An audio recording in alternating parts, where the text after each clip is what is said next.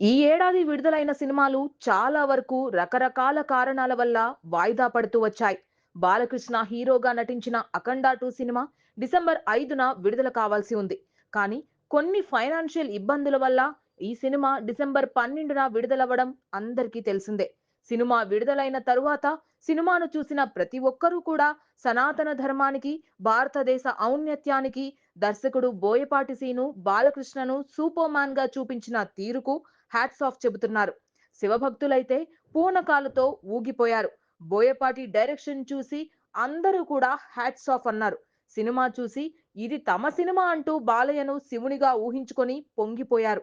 హిందూ ధర్మాన్ని ఆరాధించే భక్తులందరూ నిండు మనసుతో ఆశీర్వదించారు. ఏదేమైనా ఎవరేమనుకున్నా ఒక సినిమా విడుదలవ్వాల్సిన సమయంలో విడుదలవ్వకుండా వాయిదా పడితే కలెక్షన్ల పరంగా రెవెన్యూ దాదాపు 20% వరకు మైనస్ అవ్వటం ఖచ్చితంగా ఖాయం. అదే ఈ సినిమా విషయంలో కూడా జరిగింది. ఇప్పటికే 'అఖండ 2' సినిమా విడుదలైన కొన్ని కేంద్రాలలో సేఫ్‌గా నిలిచింది. మరికొన్ని చోట్ల ఇంకా రన్ అవుతుంది. 'రాజాసాబ్' విడుదలయ్యే వరకు ఈ సినిమా రన్ ఇలానే ఉంటే అందరూ సేఫ్‌గా బయటపడతారని ట్రేడ్ వర్గాలు మాట్లాడుకుంటున్నాయి. 'అఖండ 2' హిట్ నుంచి సూపర్ హిట్ దిశగా దూసుకుపోతోంది.